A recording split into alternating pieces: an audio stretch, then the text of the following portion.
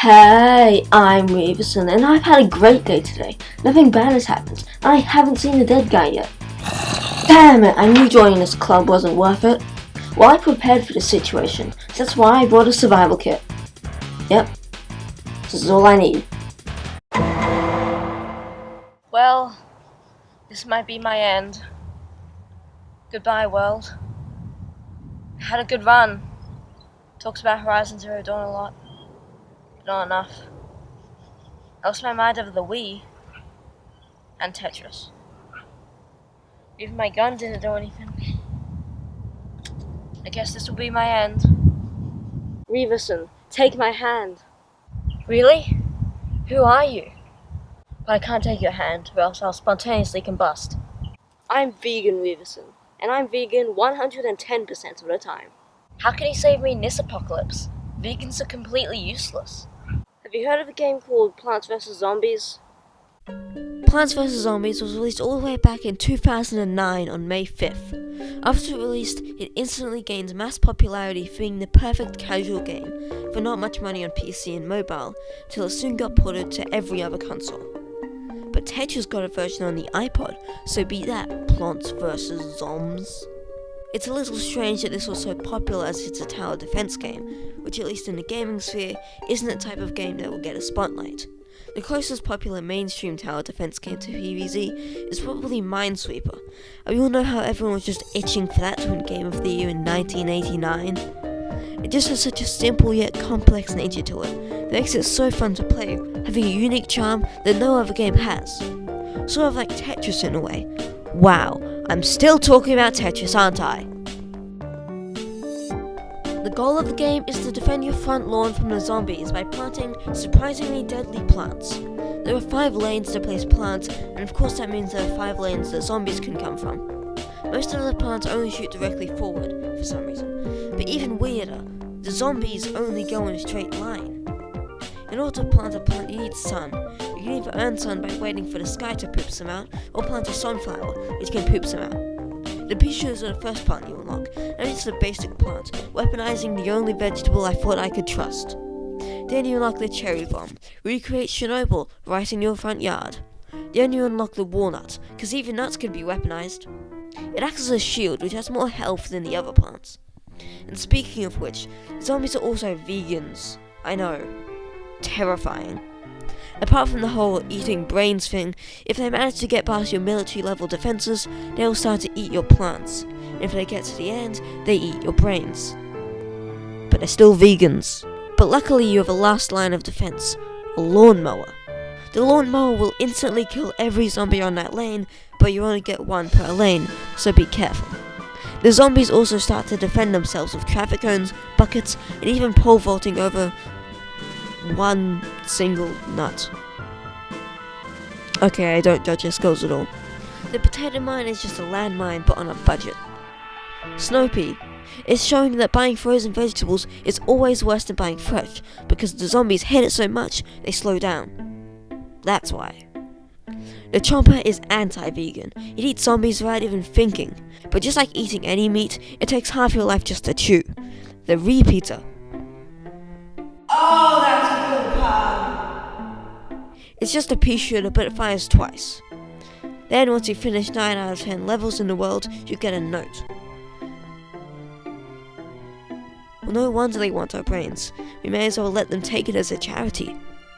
Here we have our first conveyor belt level, where you don't need to worry about the sun, but are limited to using whatever is on the conveyor belt. So you're saying that we can plant plants to defend our house? Precisely. And that's why veganism is always right. So this single pea should defend our house very well. Hopefully. After you beat those levels, you play through the 10 night levels. And as Crazy Dave explains, you don't get any sun from the sky, but luckily you can still get some from sunflowers. Oh yeah, have I not mentioned Crazy Dave yet? Really, this is his house, and you're just a neighbor, and Dave is supposed to help you with your saving of his life. But mostly just stands there looking stupid. Anyway, the first plant you get in the night stages is the puff shroom, which is free, but does very little damage and at a very close range. It's only really there to tide you over while you wait for sun. To help with that, there are now sun shrooms, which are half the price of the sunflower, but for a while only produce half the sun. Then you get a fume shroom that shoots through zombies. That's the only thing interesting about it. Although, I heard he's a pretty fun guy. Although some say he's actually fairly toxic. I'm on fire with these plants today. Then you get the Grave Buster. Aside from being my sleep paralysis demon, they can destroy graves on the field that zombies come out of in waves. Then the Hypno Shroom hypnotizes zombies into going backwards and eating their friends. That's not very vegan. In fact, it's cannibalism. The Scaredy Shrooms fire weak pellets at the enemies, but get scared when they get too close. I mean, I would too. This is scary. Spooky, scary skeletons and shivers down your spine. The Ice Shroom just freezes everything on the screen, but it's still useful. So maybe frozen vegetables are still good. If the Cherry Bomb was Chernobyl, then Doom Shroom is Chernobyl 2. The new zombies in this world are the newspaper zombie, which are really invested in their newspaper. The Screen Door zombie, which has more health than a tank on steroids, and the Football zombie, which are also invincible like the Screen Door zombies, and the Dancing zombies, which come and bust a sick dance move and summons a crowd backup dancers. This zombie was originally Michael Jackson before they realized that they shouldn't taint God with an impure game such as this. Vegan Reeverson, that zombie's getting pretty close. Throw a cherry in. I'm sorry to say, but I might have eaten them all. What? I mean, when you're vegan, you can't eat meat, so you have to compensate with a lot of fruit and vegetables.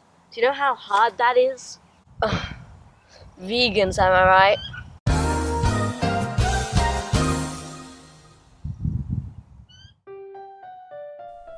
In the pool levels, it's day again, but you have to defend your backyard, and there's a pool in your way.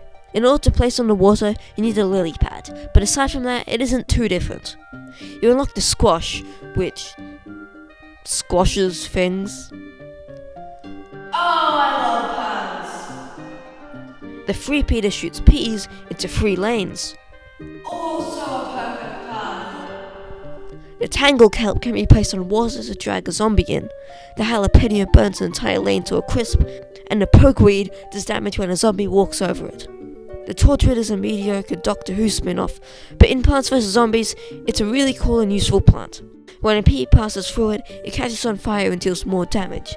Plus, if a frozen pea passes through it, it unfreezes. That isn't helpful, in fact it's unhelpful, but it's neat. Tall nut. It's tall. The zombies in this world are rubber duck zombies that float, snorkel zombies that hide underneath water, zombonis which drive over your plant in a single hit, plus leave a trail of ice behind it, and then the bobsled zombies just ride over it. The dolphin zombies ride a dolphin. That's it.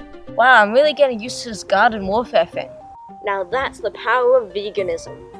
Sorry, I don't get involved in cults. The fog levels are at night, in the pool, and there's fog covering half the screen. The first plant you unlock to help you with this is the Sea Shroom, which is the puff shroom but can be placed on water. The Planturn. The Planturn can help you line up the fog, but are an easy target because of that. The Cactus can pop balloon zombies, but aside from that, are basically just a pea shooter. The Blower is like the Lantern and Cactus, but in one, as it can blow away balloon zombies and also blow the fog away for a short period of time. The Twin Pea is a result of your Chernobyl experiments and can fire backwards at miners. The Starfruit can shoot in 5 directions, and is really useful when you put them in the middle 2 pool lanes. It also completely clogs up the screen. The Pumpkin can be put on a plant to defend it, sort of like a walnut, but can be put on top of a plant. The Magnet Shroom can take metal things off zombies like buckets, pogo sticks, and screen doors. The zombies you encounter here are the Jack-in-the-Box zombies, which is basically just suicide bombers. The Balloon zombie, which flies over all your plants unless its balloon is popped. The Digger zombie, which goes behind all your plants and decides to play the game backwards. Yay! The Pogo zombie, which has a pogo stick. Who could have known? Then, the final world.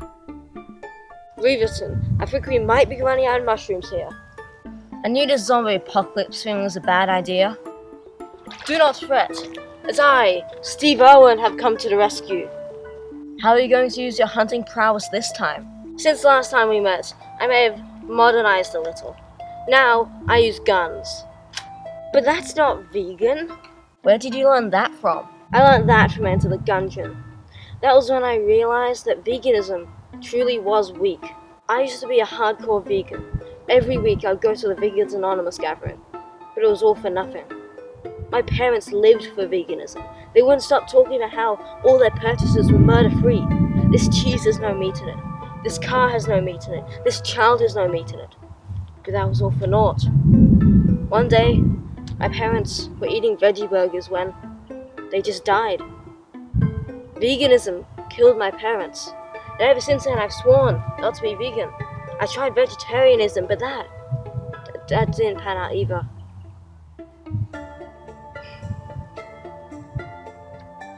Ever since then, I've realized that murder really was the path of life. As long as you don't abuse your power, murder will keep you afloat. Jeez, I didn't need to hear your life story. You're a traitor to the vegan kind. You clearly know nothing about veganism. But I'll stand with you until this apocalypse ends. Only for our safety. The roof is the final world and has a couple of big changes. First, the roof is on a slant, so you need to use a catapult plant instead of pea shooters. And the other change is that there's no grass. Shocker. So you need to place pots before the plant, sort of like lily pads in the past two worlds. The first plant you get is the cabbage pult, when genetic modification went too far. The kernel pults are like the cabbage pults, but occasionally freeze zombies with butter. The coffee beans let you wake up mushrooms during the day, just like how you wake up university students during the day. The garlic smells so tasty, zombies think they don't deserve it and move to another lane. That's the only thing it could mean. I refuse to believe otherwise. The umbrella leaf defends you against bungee zombies, and the marigold gives you money. Then the final plant in the game is the melon pult, which is really expensive, but does the most damage out of the catapult plants. The zombies are the bungee zombie, which steals your plants and takes them to plant heaven. The ladder zombie, that places ladders in front of your plants, so every other zombie can walk over it sequentially. The catapult zombie, which is like the zomboni, but it also gives you a taste of your own medicine. Then the gargantuan zombie, which destroys all your plants in one hit, and almost has infinite health. At least that's what it seems like. Plus they fire their babies at you. This all culminates in the final level, where you fight Dr. Zomboss and his giant mech. That too. This boss fight involves using jalapenos and ice cream to attack Dr. Zomboss while attacking the regular zombies trying to annoy you. The boss fight is way better than it deserves to be for Plants vs Zombies. I'm surprised they even got a boss fight to work in this game.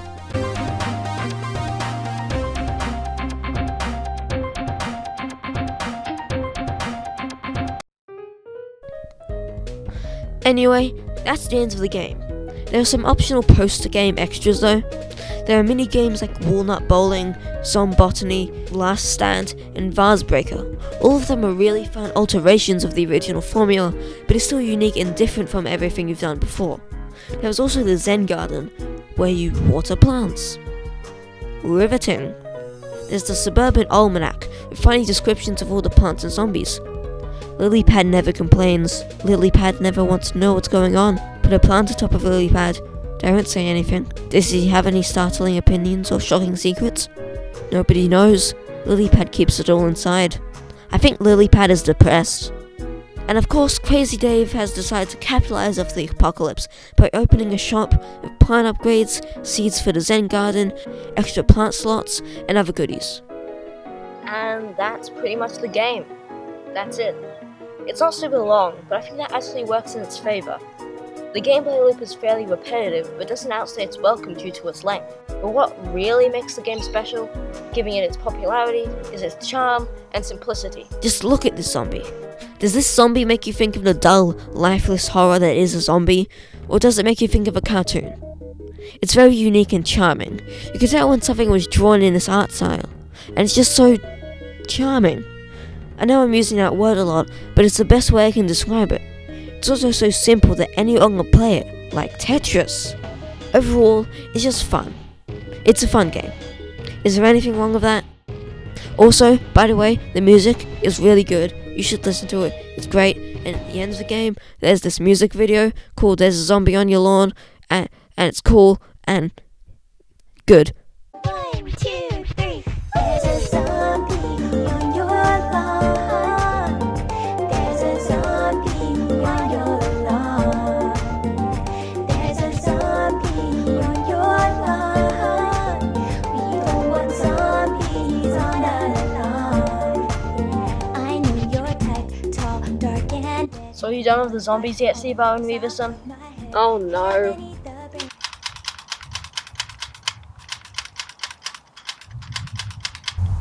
This is why I'm vegan.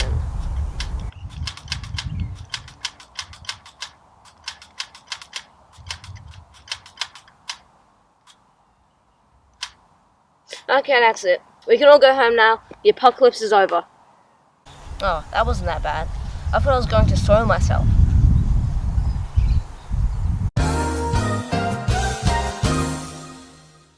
Well, I sure learnt nothing today.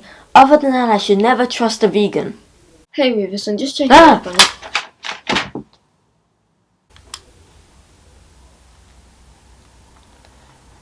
Well, I guess I should ask Steve-O on how to hide a body.